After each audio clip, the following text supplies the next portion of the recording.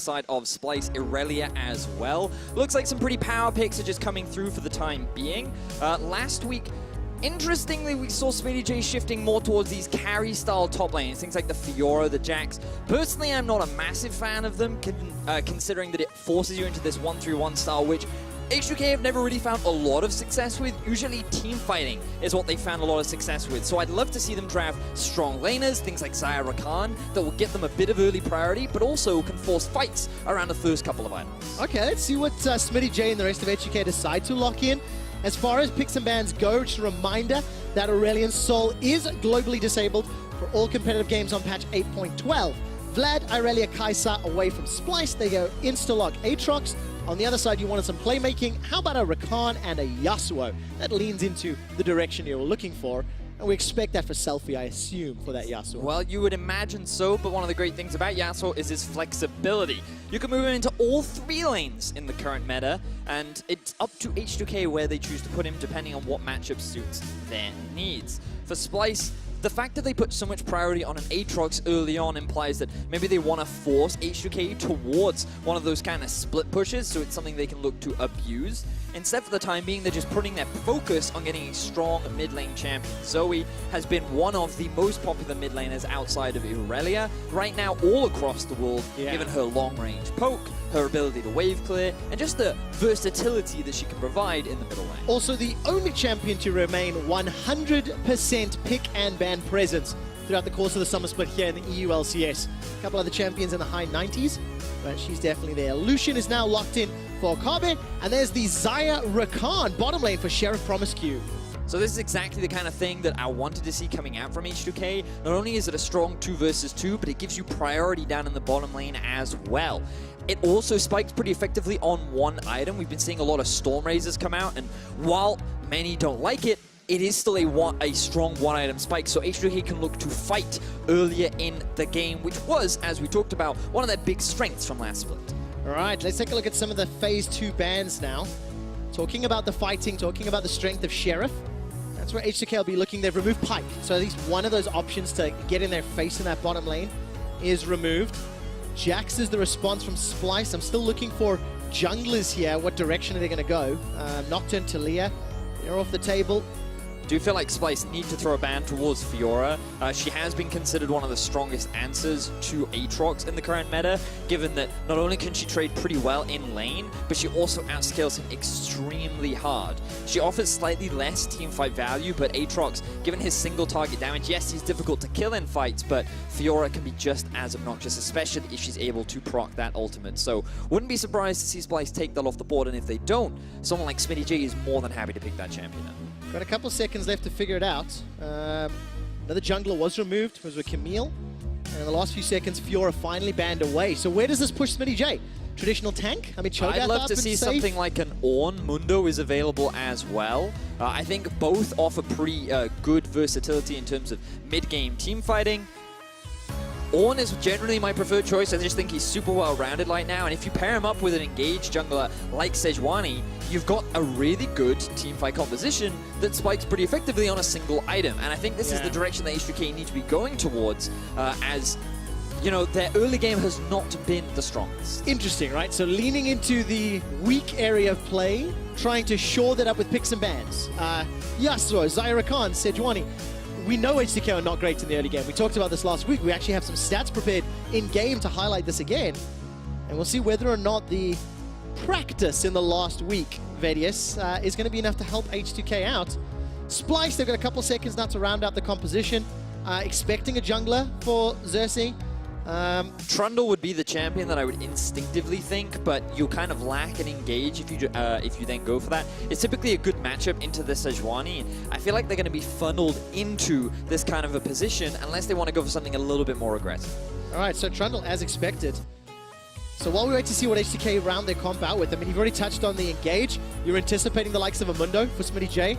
Ornn is still up, Cho'Gath as well if they want to go that direction. So What do you start to make? You don't need the Ornn because you've got a lot of engage with Rakan and you've also got the Sejuani there. So I think just having an obnoxious tank that can threaten the backline, especially someone like a Zoe, she struggles to really do much against the Mundo. And once he gets his ult and all that magic resistance stacked, then he can just plow onto her and basically make her life impossible to really have any influence on those fights. So I quite like the composition from H2K, but for Splyce, they've gone a little bit more, well, all over the place, just a little bit, because I think they put a lot of early pressure on getting Odoamne this Aatrox, and during the laning phase, you will struggle a little bit, but once he gets the Tiamat, he has a little bit more wave clear. Their 2v2 is pretty strong with Aatrox and a Trundle, and if they can leverage that towards the top side of the map, then great. But when you kind of look at Zoe and Lucian, you think, okay, they have decent one-item spikes, but really, they kind of want to do two different things. Lucian is a little bit more about early game snowballing, using the pressure, trying to look for fights, whereas Zoe, she wants to kind of slow, more patient, set up for sieges, try and poke her opposition out. So it feels like that Splyce have a little bit of everything, but we'll kind of track how they make use of this as the game goes on. I mean, it kind of leans into Splyce individual comfort and ability with the champions, maybe. For sure. Versus the synergistic combinations on H2K, you know? The team comp definitely adds some value to one another once they start grouping. We know H2K are pretty happy and pretty good at getting some team fights. That's actually how they won a lot of their games in the spring split. Coming back from late game, much is true for Splyce. So let's talk about this early game impact then. Sejuani and Trundle, they've got some pretty good lanes to play around. You've already alluded to Xerxes can go top photo. Shook has got some options, really everywhere actually. Can synergize well with all that CC. What would you expect? Well, I'm expecting him to go towards the bot lane. I think that H2K should look to just play around the bot side of the map and just make sure that Sheriff and Promisecue can get ahead in the early game. But that doesn't necessarily mean that you have to perma-gank it. It's just around maintaining control. We saw last game the great vision control from Misfits, where they just threw control wards pretty much throughout the river, and I'd love to see a similar sort of playstyle towards Shook. Just leave Smitty J, he's Mundo. Even if he dies, yes, it sucks. But he is a tank that's always going to offer value later on, so as long as he doesn't fall into such a massive deficit that Odoamne can 1v9, then I think that H2K playing towards bot side is the most effective strategy for them. Well, let's see what Odoamne can do, whether or not Xerxes is going to help him out. Actually, there's a little bit of jungle proximity there, which we'll get to later. For now, let's look at these stats, Xerxes and Shook. It's two players that we've talked about and we've shone a light on a fair amount. Two guys that have been struggling in the opening weeks of the summer split. And when we look at some of the statistics in terms of kills plus assists at 15, 0.5 to 0.8 on average per game. Yes. Kill participation, 55% for Xerxes. When you're not getting a lot of kills, you're not going to be doing a lot with them as well. And what surprises me the most is H2K have a lower jungle proximity with their jungler, yet a higher kill participation with Shook. And that basically means that H2K kind of lives and dies in the early game by the amount of influence Shook is able to have. And this is something we've talked a lot about over the last few weeks, where if H2K want to find early game leads, they have to do it through their jungle. Whereas for Splyce, you still have some individual talent like Niski and Odo who have been playing pretty well, and so they haven't been as reliant on their jungler. But when the Splyce were making their way up in the standings, finishing the regular season in 3rd place, it was off the back of Xerxes' influence, particularly around Odoamne. And so far, he has not been able to do that at all. Okay, so Vedius, I know you know this, but we talk a lot about jungle proximity. And of course, jungle proximity is the amount of time a jungler spends near his laners between 3 and 15 minutes. And you see that little stat that's flown out over Odoamne's face? Last week, he had 0% jungle proximity. To illustrate, when you're dead and you walk past someone's dead body, that will still give you jungle proximity. So what does this mean, though? What does 0% actually mean? It means that Xerxes has looked at top lane and gone, nah, and just walked off. He does not care about top lane at all. And does that have to change this game? Oh, man, it just needs to change in general. You've got to show top lane occasionally. Poor Odoamne, this guy, you heard him on the podcast, he found out about that stat and he was just like, oh, that is definitely not good. And in this situation, you kind of want to be utilizing some of the strengths that Aatrox has as a diver to try and get some kills onto Smitty J, start snowballing Odoamne. Well, look at this, look at this. 3 minutes in, that means the jungle proximity timer has started. Xerxes in range, he's got 1% proximity. Smitty J is going to be the target. Thank you for the cheers there. As Smitty J continues to get dove here, Odo's going to be able to use that passive very, very well. Gets procced under the tower, and a flawless first blood for Splyce. This is a perfect setup for Odoamne getting that first kill up towards the top side of the map. While it did drop to Niski, this is the kind of playmaking we wanted to see from Splyce. Use the Aatrox and the Trundle, which is a great duo, to get some kills onto the Mundo where you expect the jungler not really to be playing around. So, great start for Splyce, and we can just see now how the dive comes to be. A couple of executional errors, we could say, from the side of Splyce. Odoamne using his Q to zone, we'll say, zone SmittyJ from his primary escape route. And the rest of Splyce have more than enough damage, utilizing the Aatrox passive to just heal back up and not lose any minutes. All right, so nicely done. Splyce, as a reminder, will be representing EU at Rift Rivals tomorrow. We're going to take a look forward to North America versus EU, the clash at Rift Rivals. Splyce, Fnatic, and G2 will be representing the EU LCS. Send us your best NA versus EU memes, all right, memes, using that hashtag #ReadyCheck at LOL Esports. We'll take a look at those. Anyways, we're taking a look at the bottom lane. Kasing and Kobe under a little bit of pressure from Sheriff and Promiscu. We've got super, ultra, mega traditional 2v2s. Yep. And I'm a little uncomfortable, Vedius. I haven't cast this in a while. I don't really know what to expect. Well, what you can expect is Sheriff and Promiscu to have a lot of control during the laning phase. You can already see they built up a pretty healthy CS lead. And it's also comforting for many H2K fans because they're getting to see what they've wanted for a while. Sheriff on a carry, Selfie on a carry. These are two of the big damage dealers that help H2K get themselves a successful second half of the spring split. Yeah. And they're the ones that are going to be wanting to get ahead in this early game, especially this bot lane. But now comes Xerxes to try and turn things around. It's so difficult to catch a Zyracon. Look at this. Sheriff's already moved away. Promiscu easily gets out with the kit. They're birds. They just fly away. Fly away. Do you know, when you're driving, how many times have you ever hit a pigeon while you're driving? I've never hit a pigeon. Exactly, because they're so quick. They just fly away. So you need something much bigger and much scarier. That explains why Kha'Zix is so easy to kill. See, there you go. Nevertheless, Shook, I think, won in the battle of the Scuttle Crabs. And Niski and Xerxes are going to trade a little bit in the middle lane. Splyce, a couple hundred gold up. They've got a CS advantage in the top lane, but they're in small deficits in the middle and the bottom lane. And Venice, I know you're a mid laner yourself.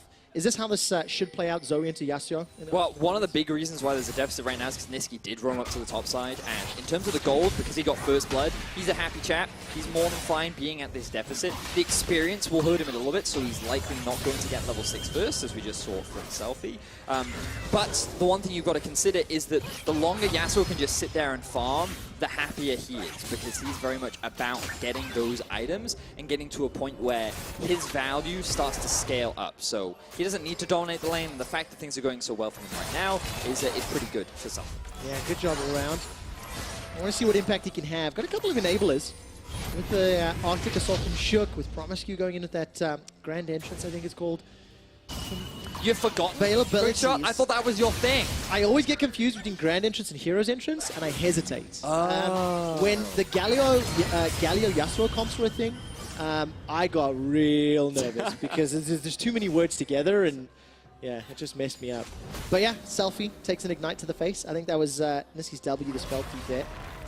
So no real shenanigans yet. Splyce just an early, successful dive top, given Odoamne almost complete control of that lane, and Splyce looking pretty comfortable for now. Both teams have played towards what we expected in the early game, and now we're going to start to see things shake up because both teams want to secure this red buff, and Sheriff and Promiscu are waiting in the wing. All right, bum, bum, bum. Odoamne is the target, going to get knocked up into the air, and he's just blown up, absolutely obliterated. Odoamne goes down. That's the first kill for H2K, and it goes to Sheriff, the primary carry you'd want at this stage of the game. And the thing is, H2K don't really lose much because Sheriff has teleport. Kobe used his TP to get down to the bottom lane. Kasing did roam up. But Sheriff was just like, you know what, that massive wave that was stacking up towards the bot side, typically I would lose that, but I don't need to anymore because I have this summoner spell, so I can just pick this up off the back of a kill as well. So H2K feeling pretty good. They are getting their bot lane ahead, just as we were talking about. That's what they wanted to be doing. And Splyce Odo, after getting a bit of pressure up towards the top side, that CS clap has now instantly closed because SmittyJ has now had a free lane. He's even got himself a level advantage. It's going to be very interesting to see how SmittyJ's Mundo scales throughout the game.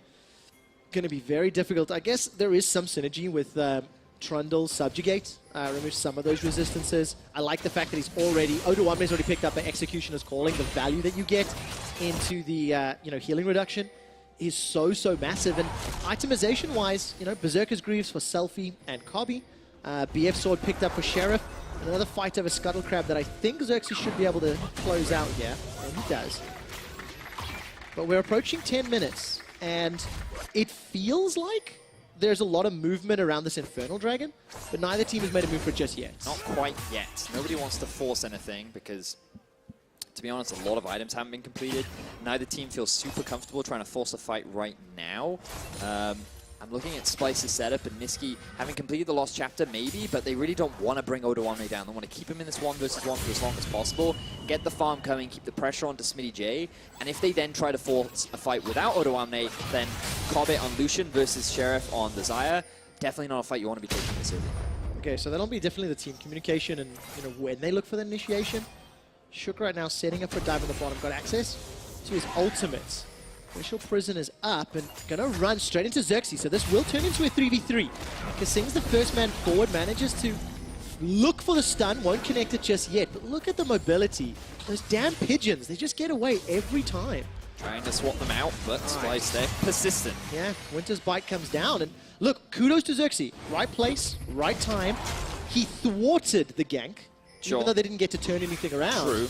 Had he not been there, that could have got messy. Can we just backtrack for a little bit? Can we stop comparing the bot lane to pigeons? Okay, deal. That's North Americans thing. Touche. At the very least, they're peacocks, Trevor. Okay, touche. I'll go with peacocks. They're flamboyant. NA They show off versus their EU. style. NA versus EU next week. I'll dial it back on the NA memes. Yeah, because they're all about the pigeons. We like real birds. Yeah, very true. So we're going to talk a little bit more about They're that. the rats of the sky. They are the rats of the sky. Yeah. Well, H2K gonna start Why do I this find that dragon. so funny? I'm not quite sure. You've got a strange sense of I humor. do have a very strange sense. Sweet summer child. But I want to bring us back to a question that I had right at the beginning of the game. Xerxes versus Shook, sort of underperformers. What will it take for either of these players in your eyes, Vedius, to start to turn that around? Because in my eyes, Xerxes had a good first blood gank. He was, you know, was right place, right time a minute ago. But, you know, give me an evaluation of these guys and whether or not they're making the right calls. All right, so for Shook to pass my quality bar, he has to be active. Whether it be vision control, whether it be just helping his laners push out, whether it be actually ganking, whatever it is, I just wanted to see him do stuff. And against G2 and Fnatic, he definitely felt more proactive last week. And so far this game, we haven't really seen him show much presence down towards the bot side, but you can see all the control walls that are littered in the bottom half of the river. So I'll say, you know what, so far Shook's doing a pretty decent job. He's playing towards the win condition of enabling his bot lane to be in a pretty good spot. For Xerxes, it's more than just having an early game impact, because the mid game is actually one of the big criticisms that I have for Xerxes. One thing that I was kind of spotting out last week when watching the VODs was that this guy face checks a lot and he gets caught out of position a lot. You can see that his skill participation is relatively low, and part of that is just because when Splyce fight, he's one of the first people to die. He doesn't actually get involved in a lot of those kills, and it's because he's the one mispositioning. He's the one making poor decisions. So I need to see a little bit more patience and calculation from the side of Xerxes to kind of redeem himself and get back to the quality bar that he was at from last split. Okay, I'll keep my eyes on his decision-making and face-checking. Right now, the map is somewhat split. Splyce relocated their duo top. This will allow them to pick up the first tower. And this will only be the third time in the 5 games they've played that Splyce got first tower and the bonus gold. H2K with that Infernal a few minutes ago. They picked up their second first dragon of the 5 games that they have played this split. Sheriff's going to get that solo gold, but this will also allow the Rift Herald to Splyce. So it just feels like the tools are a little bit in Splyce's favor, a little bit of extra momentum maybe. Yeah, well, they were the first one to make the move, and that allowed them to get that early objective control, and shifting that for a Rift Herald as well is definitely very favorable given that they've already lost the Infernal, and now this should result in a mid-tier 1 eventually as well. And it gives Aatrox a slightly safer lane down towards the bottom side. He just has to be careful because he has no vision towards that area of the map right now. And Red is about to spawn. Wouldn't surprise me if H2K already set their sights on it. They're already in the jungle, Vedius. And just look at the items, guys. There's 1, 2, 3, there's about 4 stopwatches in the inventories of both teams. Smitty J and Promiscu on the side of H2K, Niski as well as Kasing on the side of Splyce. They could be pivotal. Promiscu's going to look for an engage. Ooh, not too shabby. The quickness manages to tag Odo. He was already on his way out with a Dark Flight. So Odoamne's flash is blown for only Promiscu's ultimate. That is a win definitely in their books. But now Splyce have had an opportunity to reposition.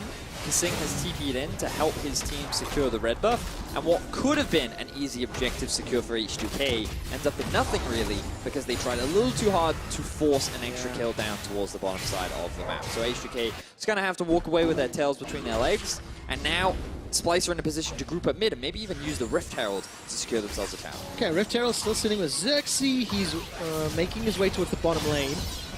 It's a Cloud Drake spawning next, so not the sexiest of the elemental drakes.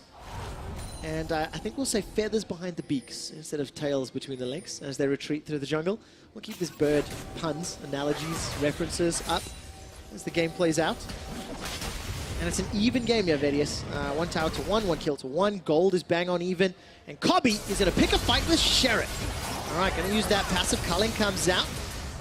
Sheriff's able to escape with his life.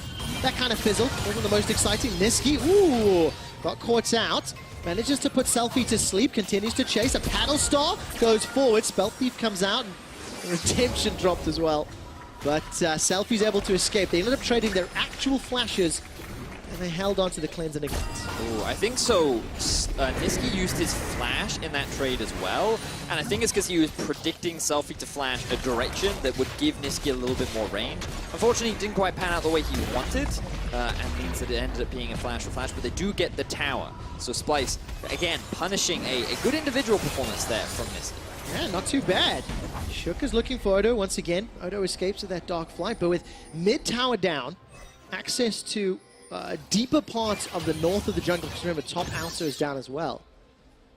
Splyce are playing the objective game pretty well, and they're just keeping H2K at arm's length. You know, it's not absolute control, it's not dominating, but it's definitely Splyce being in charge, dictating most of the moves that have happened this game so far. I mean, I think both teams are happy because they don't have to get against some of the early powerhouses that they've been up against so far this split. Misfits, G2 Fnatic. I've kind of been steamrolling the early games against both these teams, so they have a little bit more time to think about their next decision and play the slightly more patient game. You know, at 15 minutes, both of these teams average a 2,300 gold deficit. This game was around 200. That's nice. So a little bit more pleasant. Significantly more even. Yes. But then again, you are looking at team number 9 and team number 10 in the EU LCS at 0 and 4. So both of these teams have a lot to prove and a lot to develop, which for Splyce is, I think, a shocker. For the team that finished 3rd in spring, to start this badly, even though we anticipated the meta wasn't in their favor, that maybe the players would be a little more uncomfortable, I didn't think it was going to be quite this severe or this shocking. No, I agree, Mr. Henry. And I think that for Splyce, getting a win here is the start. But we'll see how the game progresses, because we just want to see changes for Zeusing, one of the big players. We wanted to see Cobbett and Kasing as well, kind of performing better. A 2v2 bot lane that was renowned for being consistent and staple and very reliable has not been that so far. They've been dying in the 2 versus 2. The positioning in fights has been all over the place, and this next potential big fight could be a way in which could swing the game either way. All right, let's take a look. Dancing on the edge of safety. 1,800 hit points on the Cloud Drake. He's going to back away. Sleepy Trouble Bubble onto Sheriff. He's flying in the air. Manages to get knocked up by the Glacial Fissure as well. Here comes Odo. Whoa! Goodbye, Promiscu. I think he got a paddling. Yeah, Promiscu just got skewered out of the sky right there. Taken down in an instant will allow Splyce to secure an easy Cloud Drake. Very squishy support. And with a single item, Niski just one-shots.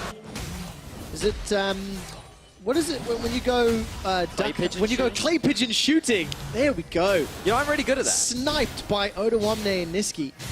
See, they didn't use the car. Because the trick is with that, right, is you don't actually shoot where they're at, you predict where they're going to go. And so we'll see how well Niski predicts the pathing in which Promiscu takes, because they think that you're focusing the pigeon on the right, but no, it's the clay pigeon on the left. And so as he's making his way up to the escape, Niski predicts it and throws it for a clean shot. I'm going to ask a question to which I think you're not going to have the answer, but I'm going to try bring anyway. it. Can peacocks fly? No. No? The Sheriff was flying for ages. I think it's like to do with their wingspan to weight ratio or something. I reckon they can glide, but I don't think they could get a good flight. Like if they jump off a cliff?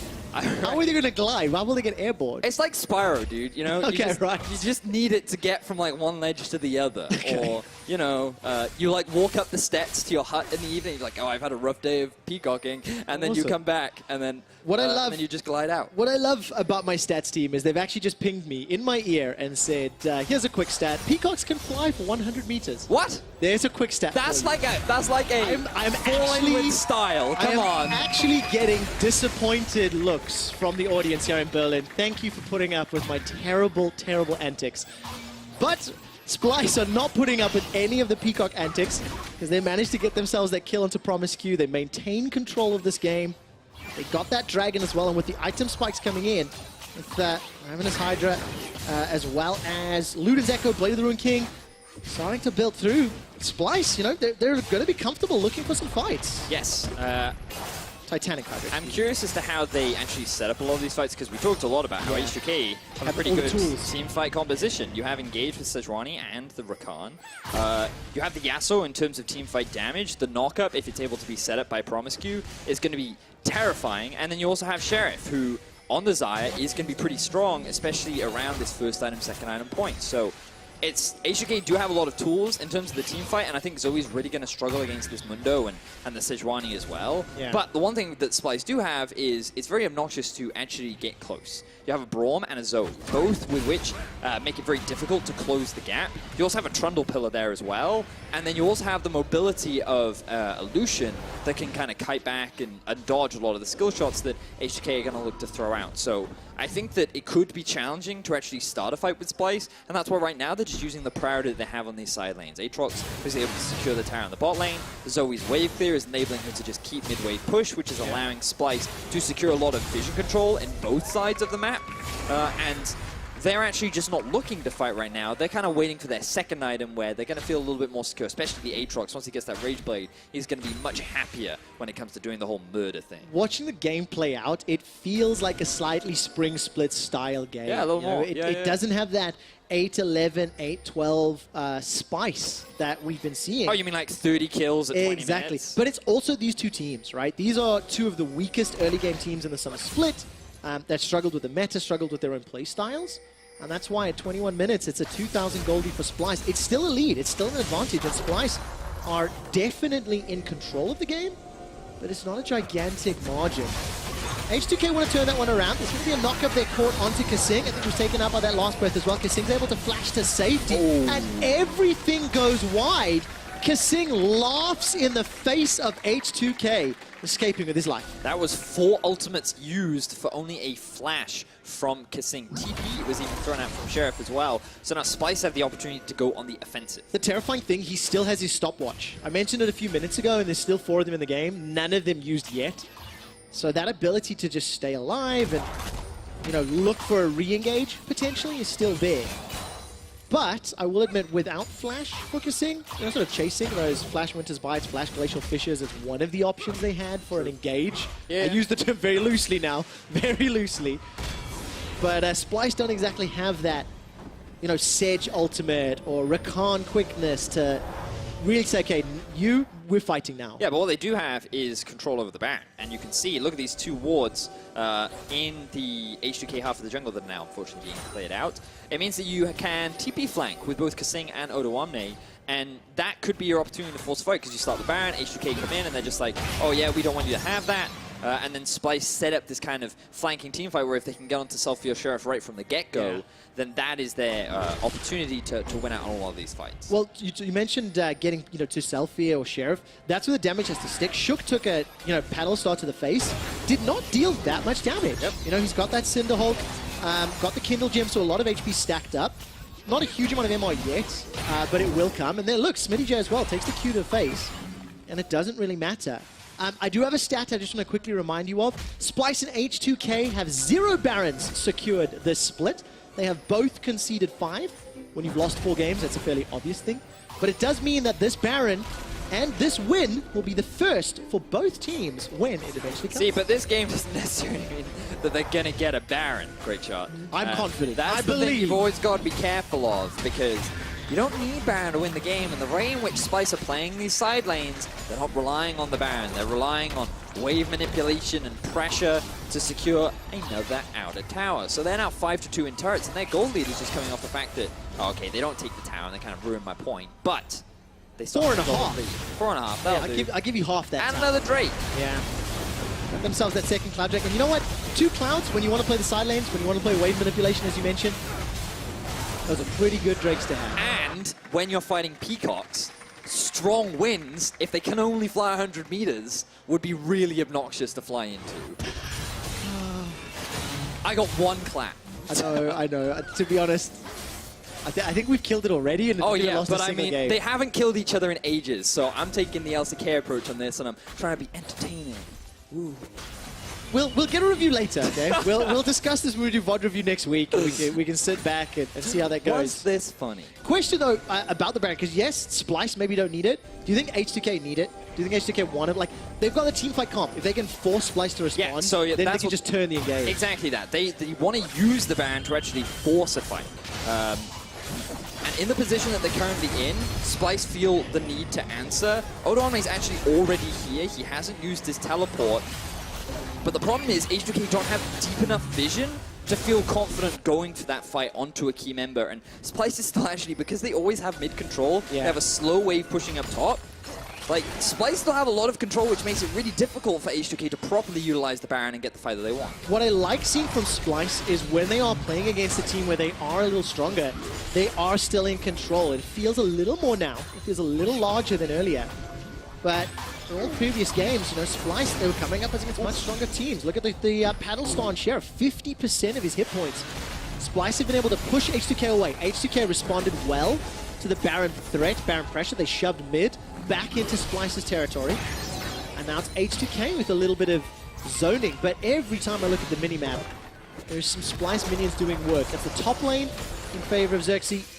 Somebody has to catch the bot lane. Yeah, so now Yasuo has gone. Splyce can get priority over mid and just sweep out this entire jungle. They might even just go for the mid tier 2 because they know someone has to go catch top. But Odoamne, he can just go down towards the bot lane now. He has his TP up and available. And yeah, it's just, again, it's kind of a favorable situation for Splyce. Yeah. What could have been a big team fight for H2K now hasn't really resulted. All right, that Rage Blaze sitting with Odo has been for a little while. It's got another 900 gold, continues to stack up. Let's get some expectations now, looking forward. H2K are trying to force a fight, really trying to find a way to make that happen. For sure. You know, what is going to happen in the next 5 to 10 minutes that'll break this game open? Well, for Splyce, what they would love to do is ideally find a pick with Zoe when you're kind of dancing around this Baron area. You want to kind of utilize the Trundle Pillar and the CC that Braum provides to catch a target out of position like Promiscue or Sheriff. Because I'm not entirely confident on their 5v5, but they might be forced into it anyway because H2K are just saying, right, we have a top wave pushed in, we're ready to go. This is exactly what H2K are looking for. They got a turn, though. The turn and burn. Sleepy Trouble Bubble finds Smitty J. Gets tagged by the Paddle Star. He's down to 50% and Sadism is on cooldown. But you're seeing the range of Zoe and the obnoxious CC from people like Xerxes and Kasing. They're not actually hard committing at all. They're not getting in range to be turned. They're not getting in range to be turned on. And Splyce again, they're not fighting at all because they feel like they don't need to. They're just using waves and pressure to take more and more objectives. Splyce are playing the map. H2K are trying to kill the raid boss. And the priority is giving Splyce the lead. 5-2 up, 3,000 gold. They continue to just maintain a grip on the game, and it's just in their control. The thing is, this is what Splyce succeeded with so much last split, because it is a roster full of experienced players. Kobe, Kasing, Niski arguably the newest, but even then, I believe last week he didn't join as a rookie because he played an entire split over in NA. That counts. You know, and Xerxes, Odo, these guys have all had experience when the team came together. They know how to play League of Legends. They're all talented individuals, and what they grew over the last split was an understanding of how to play around the map. So when you have this slow, meticulous game plan where it's very much about manipulating waves, knowing how to utilize pressure, this is the ideal situation for Splyce. And H2K are really struggling to get the fight that they want because Splyce just won't let them have it. For anybody that watched last week's games, we actually had a narrative, myself and Foxtrot, about Splyce being the old dogs. Yeah. And you can't teach old dogs new tricks. That's why they're struggling in the meta, and struggling in the craziness of A-to-late as well.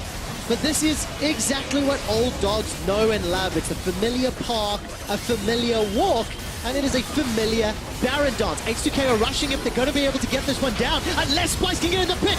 Gonna be stolen! How did Xerxes do it? In the ensuing fight, though, Oda1 is trying to wreck face. The Rage Blade is stacking, and the Titanic Hydra is tearing apart H2K. On the backside, Niski gets all the kills. Promiscu and Selfie are running for their lives. It's a triple, and here comes Niski. Cobby will close this one out in a moment or two. H2K will get aced. Cobby takes him down, and Splyce in absolute control. H2K get dismantled by Splyce and lose everything. All 5 members are dead. Splyce secured the Baron, and they have their eyes set on the first inhibitor of the game. Oh man, death timers are fairly low actually. 10 seconds for Shook, Sheriff, Promiscu. Look at Splyce. They're going to be content with the top inhib, going to be content with the middle inhib, and they're going to be hella happy with a 10,000 gold lead. I didn't even see if Xerxes did he smite that when he got into the pits. I actually lost track of it. We're going to have to use the replay to find out, but H2K realized the only way they can get the fight they want is if they hard commit. But the moment Splyce is in this position, they need to turn, but instead they go for the 50-50. The burst from Niski combined with the smite from Xerxes was everything that they needed to secure the kill. And Niski sitting perfectly on the backline, utilizing his range and mobility to just pick off H2K left, right, and center. And then while Splyce did lose Oda1, they're like, that's fine. We have more than enough damage to compensate, resulting in an ace and a Baron. Again, I really want to illustrate that the decision-making from H2K made sense. Yeah. The execution just wasn't there, and Splyce outperformed. H2K got all shook up, no smite down. Xerxes jumps into the pit. Splyce with a monumentally massive lead. Looking poised to take their first victory of the summer split, and it is in somewhat Splyce fashion. You know, it is not flashy in the early game. You could say that H2K was hit by a gale force wind that they had no answer for. That is absolutely what I will say in a moment or two when the Nexus is about to fall. See how epic that sounds. Oh god, no, With the crystals blowing up. But Niski 5-0-1 in the Zoe. He's got the Lich Bane, the Ludens, as well as the Rabadoodles Death Cap. A lot of DPS for those Paddle Stars. And a lot of vision. I mean, Splyce just got absolute control of this right-hand quadrant. And it's up to them. It has been up to them all game long. Yep. Not a gigantic lead, but control the whole time. And I feel like this whole game has been, as you rightly said, very much like what we saw in Spring Split. A lot more slow, a lot more calculated, a lot more about execution of comps and trying to manipulate the map rather than just lane phase dominance and snowballing. And of course, at the beginning of this game, we talked about the fact that Splyce is one of the representatives for us at Rift Rivals. They placed 3rd in spring. They'll be flying to North America on Sunday, I believe, actually very early. And this is a level of control that I am happy to see, but I'm anxious about how the EU teams will do. I don't really remember what happened at Rift Rivals last year. I blocked it from memory. Tried my best to delete it.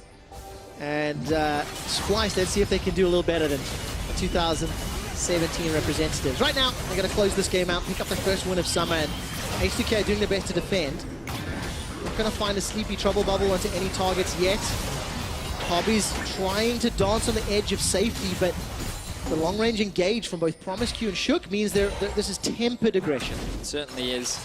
And I've just got to quickly backtrack as Splyce are trying to set up for their second inhibitor of the game. They secured their first Baron of the summer split. Quick shot. Oh, such good stuff. You missed it. I did indeed. My first call. I didn't expect the steal. I wasn't ready for it. But I can guarantee you that this is the highest Baron power play that Splyce have had all summer, okay? Now there is a quick stat through and through. Oh, well played. Good recovery The there. second inhibitor falls as that Nexus turret was under pressure. Fell as well. Splyce are unrelenting. This feels like a 2.5, 3 minute long siege. And H2K, they're down 10k gold. They're just looking for an opportunity. Yeah, H2K just have to force a fight at some point. They need to wait for Splyce to really group up as a 5. That's the only way they're going to stay alive in this game, because Splyce can just hang around and just keep throwing this poke out, keep throwing this CC out. They don't really need to force anything. Just patient and calm play is all they need. The blue buff even going over to Zoe means that the poke can continue to come out. And I just want to see now a last-ditch effort fight from H2K. Yeah, you see the camera in the bottom left corner there.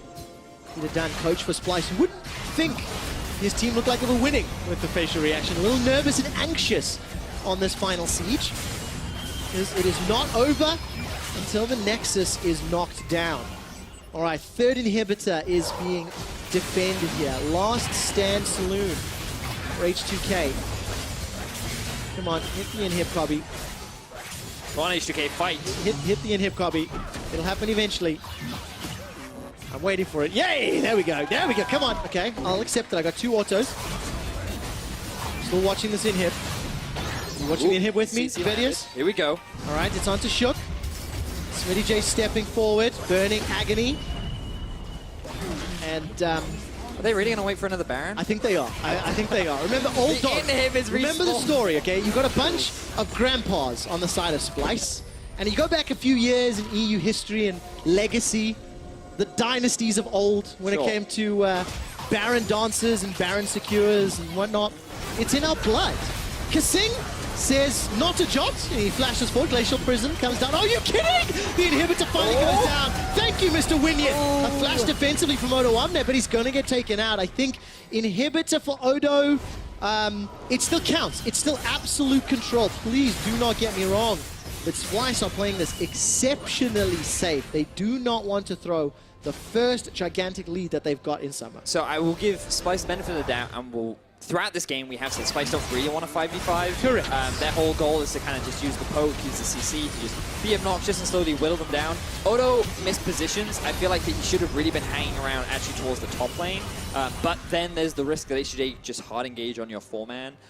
And with Baron spawning it relatively soon, they just made the decision, you know what? We'll sacrifice Odo. He has TP. The moment Baron spawns, he can just TP in. We managed to still get 2 inhibs, so we're not too unhappy. I think it's very important you say that, Vedius, because I, of course, am making jokes and memeing about the slow push, but compositionally speaking, it's actually not really what Splyce are wanting to do. So they are playing to their win condition, they are playing intentionally, and they're playing for the win, and you have to respect that. But you also have to let me giggle a little bit. Oh no, I'm down for giggling. So I'm all down for that. They were able to secure it, and here comes a big Baron for H2K's last hope is to find a successful fight here. But they have no vision, they have no priority over mid because they do not have an inhibitor. Now, H2K are going to look to Leonidas for inspiration in the tight choke points. This is where we fight. This is where we hold them. Here we go. Let's see whether or not H2K can make it happen. A Baron was stolen already by Xerxes, down to 8,000 hit points. Oh my word! Promiscuous down before he can get his ultimate. Xerxes running along in the front line. Baron is no longer the focus. Odo Abner is unleashed. Here comes Cobby. H2K, take that back.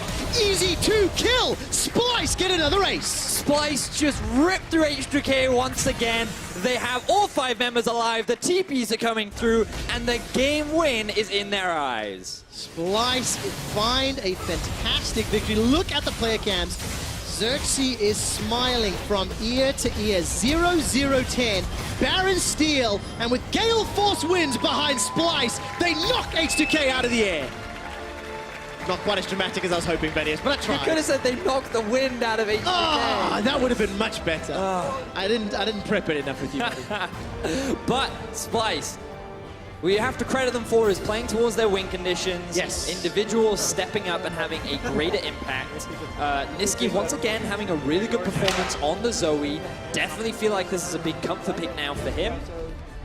And Odo, even though he was the only player on their team to die, he contributed significantly. And I think it's just worth recognizing that Splyce as a team played well, but in the current meta, this style is challenging to Yes, it absolutely is. 1-4 now as we open up week 3, the first win for Splyce. Well done, Peter. Well, they have one more game when they fly to North America. And I think some kudos to Xerxes, turned this game around a little bit. We prepped a lot in terms of jungle proximity, in terms of Xerxes' impact in the early game. And within, what, 3.5 minutes, 4 minutes of gameplay, they tower dove top, as they should, with the composition they put together. So good development on one of the weaker areas of gameplay in the Splyce. And I feel like that for H2K, their strategy was fine. They played around bot a little bit. We didn't see Sheriff falling behind. He was actually ahead in terms of farm. He did pretty well in gold. But the biggest issue that we're now consistently seeing from H2K is their ability to execute. And I feel like that even if they have the right idea in mind, when it comes to actually making the plays that they need to in order to find the wins, being the proactive ones and finding those small windows, we are not seeing that from H2K, Yeah. which is why they sit in 10th place right now. Yeah, exactly. And even this composition, you know, we said in picks and bans, Vedius, you actually said some of the champs, how they can work together in the early game. The Sedge, the Yasuo, Zaya, Rakan, even the pick and ban, the draft, didn't lean into the strengths or the abilities that H2K had. Taking a look at, obviously, the post-game breakdown, big damage there for Niski on Zoe. I actually think we've got a couple of highlights which we'll jump to in a moment or two. But really, for me, it was just about control. It was just, Splyce really just held H2K back. They put their hand on H2K's forehead and prevented them landing any punches the entire game long. Basically that, I am in full agreement. And we're going to have a look through some of the great plays that Niski did make on the Zoe. I love the way in which he played around Baron, but also some of the picks that he was able to find. You can see that, you know, this is just him demonstrating he is a prodigal clay pigeon shooter in the making. Finding the first kill early on against the Rakan, Promiscu rather, down in the bottom lane, or around the blue buff. And this is really where he was able to shine for me, because he positioned behind the Baron pit, he used his range to his advantage, and he was just chipping and pushing H2K members out of the fight without them really being able to touch him. Just really good play. Xerxes with the Baron steal there as well. This was the first ace. It was a bit of a crazy fight with literally everybody in the same sort of like 500 units of one another. The Niski come out on top. Promiscu dies at the beginning of the first replay, dies at the end of this replay as well. And just a very good performance, right? Splyce, first win. It's the beginning of a turnaround, but it's still a lot that they have to do to turn the split around. Yes, Splyce still sitting pretty at the bottom of the standings. They don't really get a week off to change things out, because they're going to have to go straight to Rift Rivals. But maybe that'll be good. Maybe that'll help them play against North America. You guys at home, I've got some work for you. Jump onto Twitter. Vote at LOL Esports for your player of the game. Niski, Xerxes, or Odawamne. It's up to you to decide. Only you have the power, because we don't trust Vedius. But the ultimate vote is, who is the prettier peacock, me or Trevor? Let us know. Let's check in with Medic and see what Niski has to say about their win. I'm so sorry. I'll be honest, I'm just glad we're not watching Vedius do that peacock dance anymore. I'm joined by Niski. Congratulations on your first win of the split. It's taken you a while, but Splyce finally seemed to have a sort of style that works for you. Why was it that it took you so long to actually start performing? I think, for example, today, our communication was like insane, you know, like everyone was just talking and like everyone knew what was going on the map, and I think that's the most important thing for us right now. So. Okay, so what was it about your communication that was struggling at the start of the split? Because at the end of summer, at the end of spring, you looked like a really strong, cohesive team. Our issue was that everyone had like plans, but we weren't doing anything basically. We were just like talking 24/7, but not like doing anything in the game. So right now we make plans and we follow them as well. So that's what made us win today. Does that go down to a specific player? Do you have a shot caller that says the plan you have to go for? I mean, I don't think it's like one player. It's like, I think it's like all of us just like realizing what we have to do at like certain points of the game, and yeah, that's it, I think. Oh, it seems to be working well for you. Congratulations, as I said, on that first win. You have Rift Rivals next week, flying out to America. It's not the easiest of competition. Echo Fox, 100 Thieves, and Team Liquid. How do you think your chances are going up against those guys? I mean, I think macro-wise, like in mid-game and late-game, I don't think we should be like worse than them. I'm pretty sure like we'd like beat them in the macro, but I think early game, if I know that they're not that bad in NA as early game team, so yeah, I think we just gotta make sure that we don't lose it in early games. Because a lot of people are comparing you to Phoenix One. You know, last year they came as the 8th place team and they were able to take some wins. Do you think you'll be able to take some wins in the end? I'm pretty sure we'll take like a lot of wins. Okay, well, hopefully, if for EU's side, I hope that happens, Niski. Thank you very much for joining me. Thank you. We're going to go to a quick break before our 4th game of the day. Stay tuned. He has enough mana to keep